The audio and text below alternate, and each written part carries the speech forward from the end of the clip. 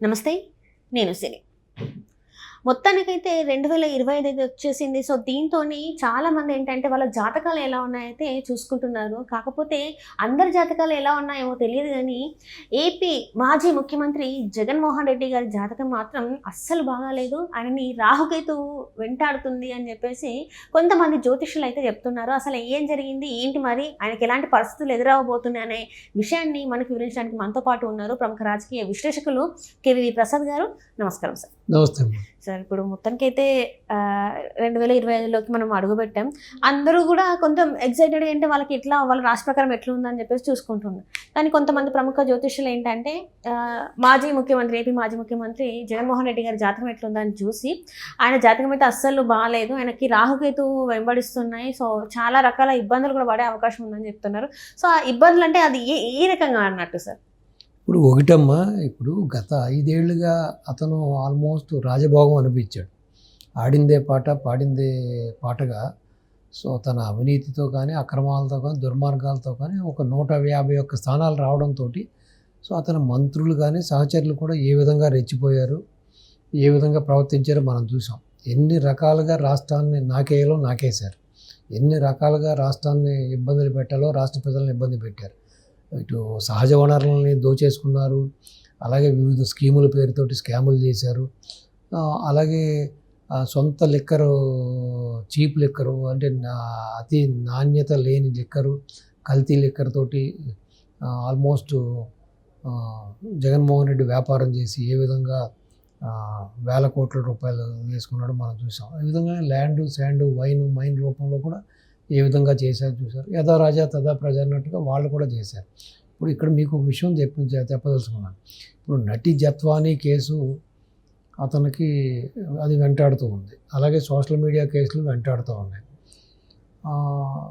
అలాగే అనేక అవినీతి ఆరోపణల కేసులు కూడా ఇటు సీనియర్స్ని కానీ అందరినీ కూడా వెంటాడుతూ ఉన్నాయి.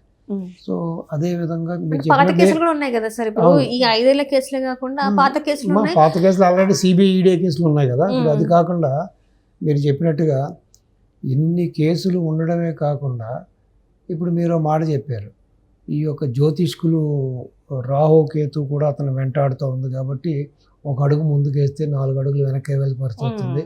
సో ఒక రోజు బాగుంటే 4 రోజులు బాగుంటలేదని మీరు చెప్తూ ఉన్నారు.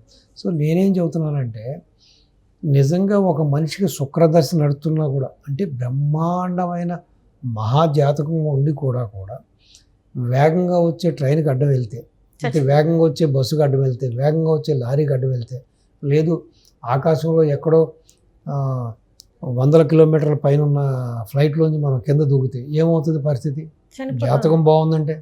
సో ఇక్కడ కూడా ఏంటంటే జాతకం రాహుకేతులు వెంటాడుతున్నాయా లేకపోతే జాతకం బాగలేదని పక్కన పెడితే, అతను చేసిన దుర్మార్గాలకి, అతను చేసిన అక్రమాలకి, అతను చేసిన అవినీతికి డెఫినెట్గా దానికి ఒక ఫలితం అనుభవించాలి కదా. ఇప్పుడు ఎందుకంటే ఎన్ని తప్పులు చేసిన వాడికి ఏ జాతకం కాపాడుతుందమ్మా? ఇన్ని ఎవిడెన్సెస్ ఉన్నాయి కదా.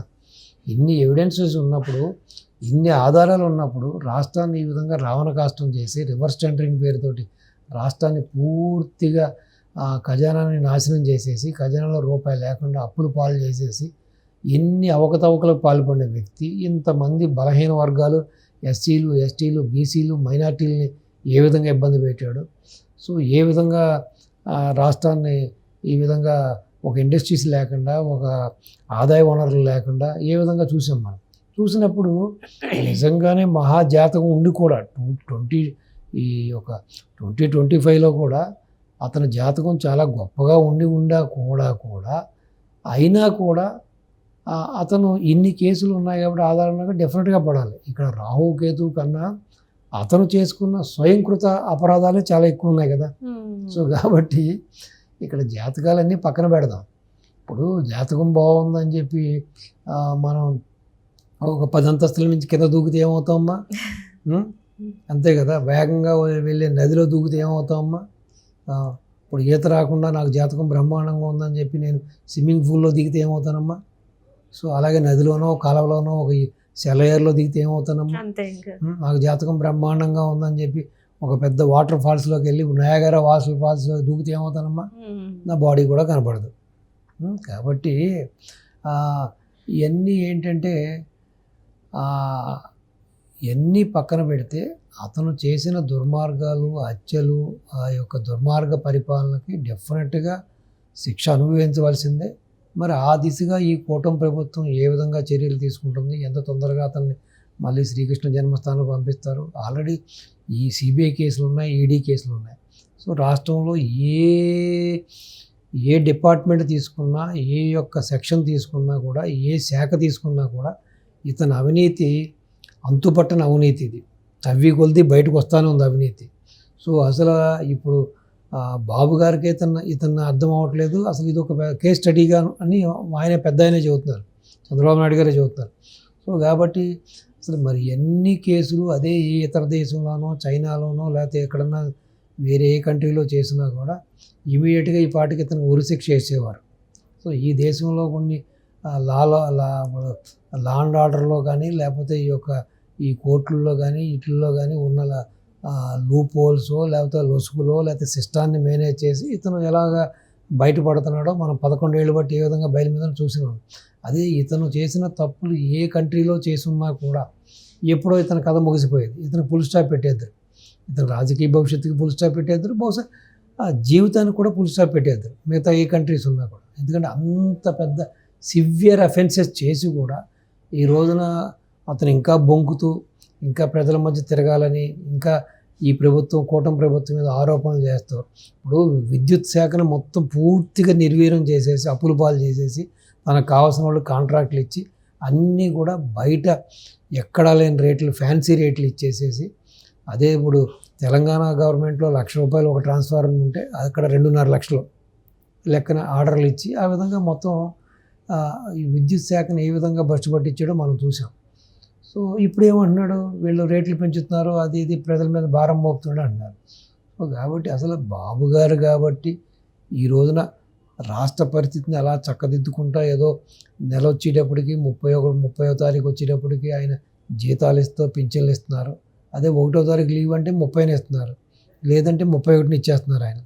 సో ఆయన మహానుభావుడు ఎక్కడి నుంచి తెస్తున్నాడు, ఏం చేస్తున్నాడో ఆయనకే తెలియాలి, ఆ భగవంతుడికి తెలియాలి.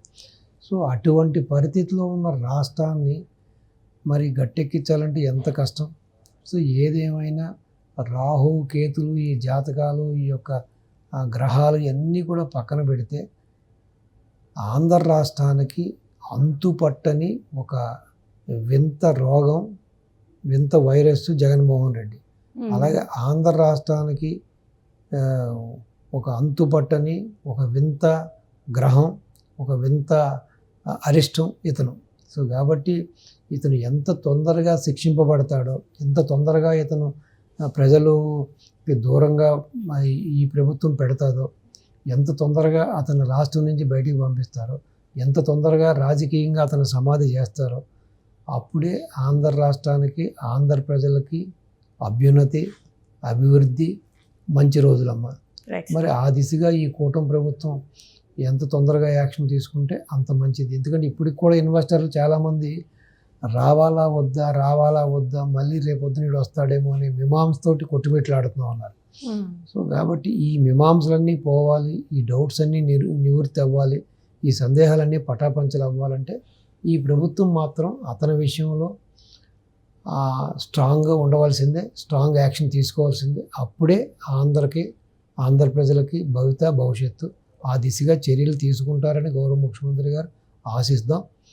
తొందరగా జరగాలని కూడా మనం అనుకుందాం. Right. Thank you so much. నమస్తే అన్న.